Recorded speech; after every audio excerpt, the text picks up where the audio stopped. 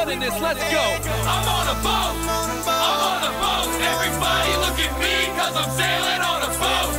I'm on. And now we're here for some reason. My personal favorite Left 4 Dead 1 campaign, a perfect pun for a guy that spent $50,000 for a degree in radio, and a shift in tone for the story. Heading into the town of Newburgh, we are given a first-hand look into how the infection could spread from one carrier through an aircraft and spread incredibly out of control. The primary color scheme of Dead Air is an opposite effect of No Mercy and Death Toll before it. While the first two campaigns focused on a dark, gloomy blue tint, Dead Air is primarily given a more sinister reddish scheme. Colors do represent a sense of symbolism, while blue can be given a state of depression and loss, which could be reminiscent of how the infection started for No Mercy and Death Toll. Dead Air shifted into red, which gives a false sense of safety, but more powerfully represents danger, war, and determination. Up until this point for Zoe, Bill, Francis, and Lewis, they have been dealing with just the ramifications of the infection in cityscapes without big government intervention. The reason for the infection stated earlier was an individual, a possible carrier, flying into Newburgh, unbeknownst to him or anyone else,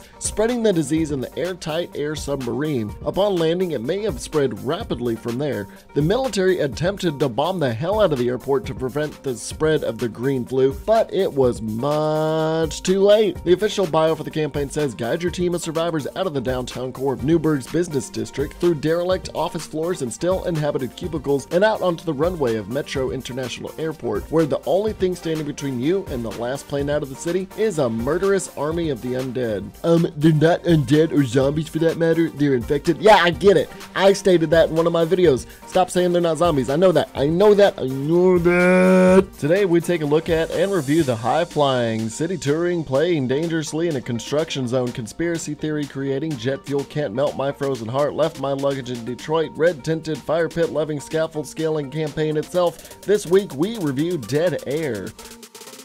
Starting things off, we find our heroes in a greenhouse where they apparently stopped to rest and gather their bearings after their weapons were taken from them and were kicked out by the Slater family, who only took them aboard for their guns and supplies. It's unknown how they managed to take fully automatic weapons specifically from Bill and Francis, who would be 1000% against the idea, but it's possible Lewis and Zoe may have reasoned with them to at least go ashore and let them find safe harbor somewhere else instead of, you know, everything just going to hell in a handbasket real fast. The boat may have docked temporarily in Newburgh, the town we see in flames at the end of Death Toll, and the greenhouse was the most nearby location to rest. The beginning of this campaign is very generous as it gives you a plethora of grenades, not in verses, and you're given high ground to take out the infected in the wide open area of the greenhouse. Taking your time or jumping around the support beams, you can see pots flying about as you progress onto the alleyway rooftops. You can take the room through the left, but it feeds to the same area, and the first rooftop is rather barren, leading you across a rickety 2x4 makeshift bridge. This campaign is going to have a lot of those, to look down and realize just how far up you are in depicting the daunting task the impending areas will be. The next rooftop is a bit more open, leading around a doorway to the roof that you can't really open. The railing may give you supplies, but you will progress by breaking through nearby windows into the next building complex, scavenging supplies through an apartment. By passing through this apartment, you can break more windows onto a metal roof that honestly makes me paranoid all the time of any jockey, smokers, and chargers in the near area since it's so wide. Being knocked into the ground below means instant death, and progressing up the ladder to go forward in the chapter leaves you as a voluntary target. The higher ground that up the ladder leads to this is no exception either, developing a choke point where you must descend to a lower roof by jumping down. Outside of the dangers of being left behind, you're given a grand view of the damage below in the street before going through one more apartment. There may be supplies here, but an interesting part of this level is descending on a pile of rubble into an 18-wheeler below to a temporary perspective of the streets at ground level, but exploring the area isn't really advisable. Just going into the hotel across the street, breaking through the front of the hotel lobby to board up in the kitchen converted into a safe room. This is an interesting introduction to a campaign centered on getting to an airport. The planes zooming by overhead, the jumping from rooftop to rooftop with the city's menacing overtones, and the almost blood-stained looking cityscape while navigating through close quarters apartments made for a fun yet nearly terrifying intro, with so many ways to be trapped by the infected with many ups and downs.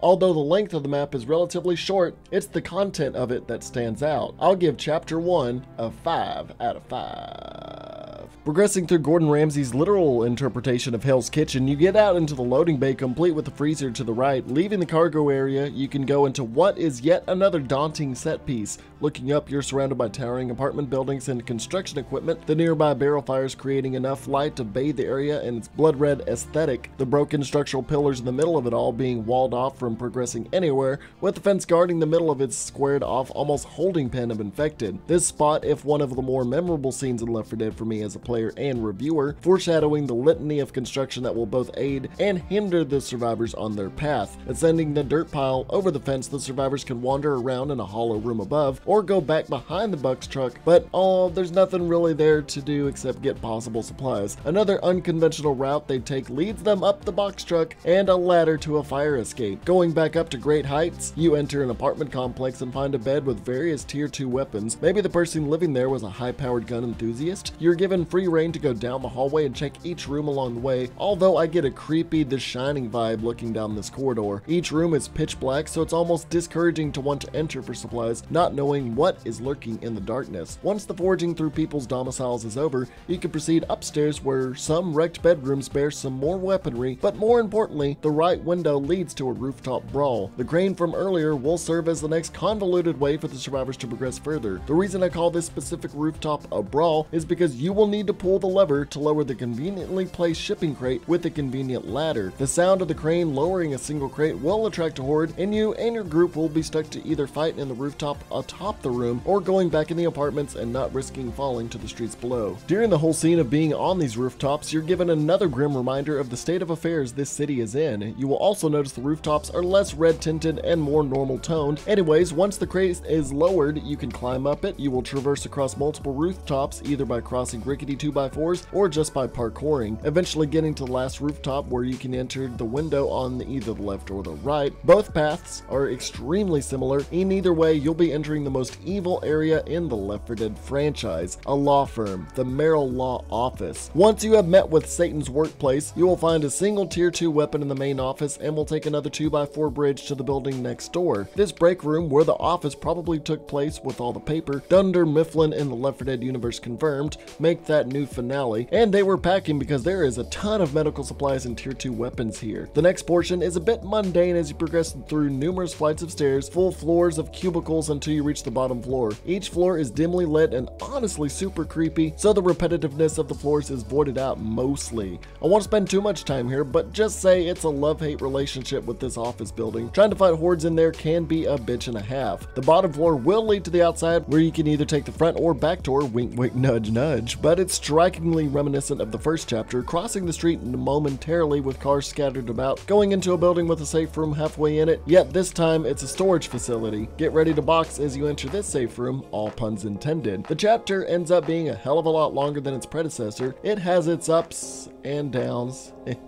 Wait, I already made that joke. But anyways, it's interesting the routes you take going throughout the map, the horde event giving multiple different holdout points, and the constant edge of being on the rooftops makes it more heart racing, although the premise of lowering a shipping crate just to get across a roof is a bit silly to me. Every other roof has 2x4s connecting from one to another. Why not use it here?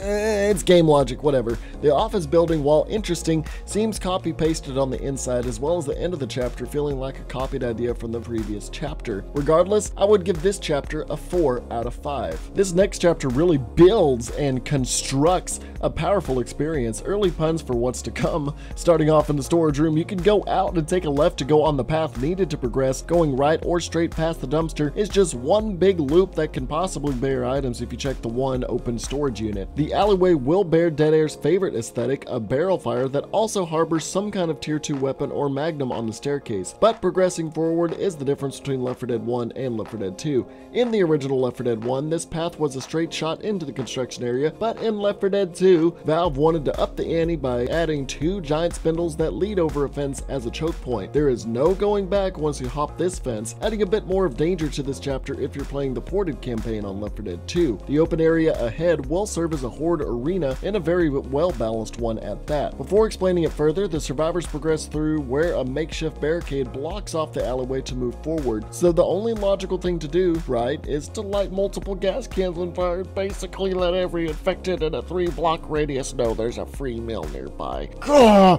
So stupid. Game logic, never mind. Besides yet another ridiculous way to halt the survivors before progressing, the area is a fun place to fend off the dining dead. You can climb the ladder to grab more weapons and ammunition, and then progress over a breakable 2x4 bridge to the upper level of the concrete construction area. What is like a concrete box full of windows is a second floor led either by the destructible 2x4 or a ladder or a pile of spindles to get up to. You can hold up on the bottom floor where only a few windows can seep in the infected, or stay up top near the fence to have a grander view of all incoming infected. You can stay up near the wooden construction area where all the supplies are, but you're going to leave yourself open to attack from all angles. It's advisable to just keep the high ground and whittle away at the infected numbers as they try to climb towards you. The high ground is the advantage. Once the never-ending fire peters out and has charred away the barricade, the group is free to move on into the narrow alleyways. The height of the nearby buildings almost makes you feel claustrophobic, as you will probably search their blackened rooms in the dire hopes of pills or first aid, eventually leading out into the streets where there is a giant hole here I didn't know you could go in. Whoa, I've been playing this for almost 10 years and I didn't know that. And anyways, across the street are a litany of power generators serving as alternate paths around a winding route, providing a covered option for the survivors. The first curve will also have an opened up garage where supplies may or may not lie. At the end of the stretch of powerful pathways is a way into a building bearing a checkpoint of weapons, medical supplies, and ammo. Pushing back outside, you will have finally reached the airport where a crashed airplane will be strewn across the passenger drop-off terminal area, showcasing the damage this disease has caused even further and maybe even giving less hope to the survivors as they try to procure a plane. The group can either walk along the streets or go up the wing of the plane and get to the parking garage of the airport, but this is guarded by an alarmed vehicle, so be careful. The parking garage can wind around with numerous vehicles, which pretty much is a tank's playground until you get to a staircase that leads to a bridgeway to the safe room, with a room next door that is inaccessible to the survivors for some odd reason. This chapter leading up to the airport has a lot of different set pieces that add variety to the overall environment, going from a storage area to a construction site, a power plant, and then eventually the outside of the airport. The Horde event is probably one of my favorites since it offers such a wide variety of standoff points, and the chapter doesn't feel like a drag for how long it is. Take note, you frickin' crash course. My only real gripe is the winding areas of the power generators and the parking garage just seem tedious and pointless, but for how short-lived they are, isn't too bad. Facing a Horde battle so soon in the chapter is a nice change of pace and really gives the chapter nice momentum to go ahead on. I give this chapter a 4.5 out of 5. Starting things off in the entrance of the inside of the airport, you can see where people were trying to survive off dog food in the safe room until you get your belly full and go out and to see the complete damage Metro International Airport has sustained. Don't think about jumping down like our friend here before he was kicked. No, Valve decided no speedrunner would get past these guardrails, as an invisible wall stops any movement. If you try to go down the pathway to the right, the ceiling will of course be caved in, preventing access, so you'll have to access the back office area to get to the floor below. Man, this campaign is a fetish for offices. The hallway will be dotted with large conference rooms to scavenge for supplies, with a destructible wall for the infected. The hallway will lead to the stairwell to the lobby area of the airport, but first you can grab guns, gas, and ammunition, or you can make a call to mom. Descending down the staircase is the lobby and luggage area, with the van crashed right through the right wall. Not surprisingly, the survivors find it necessary to punch the gas pedal to the car and have it as a battering ram to knock down the barricade, you know, instead of climbing over or going around. But video game logic! The sound of the van will alert nearby infected and start a horde. Most commonly, people will begin to treat this event as a crescendo and start to run unabashedly, but you can always hold off in the luggage area, either by the reception desk, up the stairs where the supplies are, or moving forward where the luggage loading area is, where tier 2 weapons rest. Whether your group decides to run forward or bunker down, the next area will force you into the luggage conveyor belt system thing, whatever the hell it's called. You're getting a grand tour of what that scientific shit is like. You're given a few different belts to take, and sometimes could go to the ground floor for closets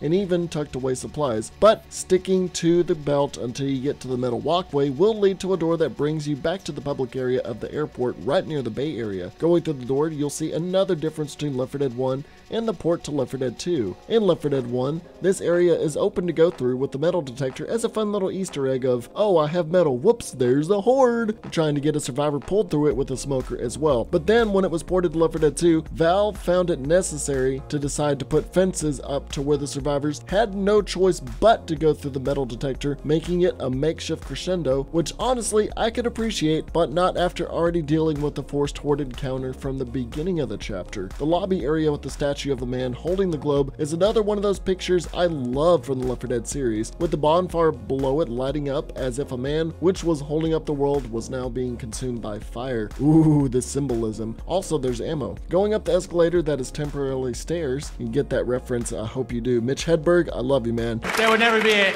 escalator temporarily out of order sign. Only an escalator temporarily stairs. Sorry for the convenience. You're probably running in fear at this point, so going left is the only option as more caved-in roof will be blocking the right path. The waiting area won't have much to it leading up to the loading dock safe room you can explore for supplies, but the best part is viewing the runway from the windows and previewing the finale you're about to engage in. The chapter is a compressed map, almost too close for comfort compared to the openness that temporarily has claustrophobic moments that the last few chapters had established. There are some cool moments to soak in, but half the time the forced events and crescendos make you feel like you have to rush through the chapter and not really enjoy it. It's cool, but the weak leg of the campaign for me. This one's getting a 3.0 out of 5. Now we have finally made it to the finale. The most boring safe room somehow made in a fragile runway loader thing. Loading up on supplies, you go out into the reddened sky and look out to see no staircase or plane connected to the loader. However, probably the coolest scene in Left 4 Dead history for me is watching in awe as the airplane,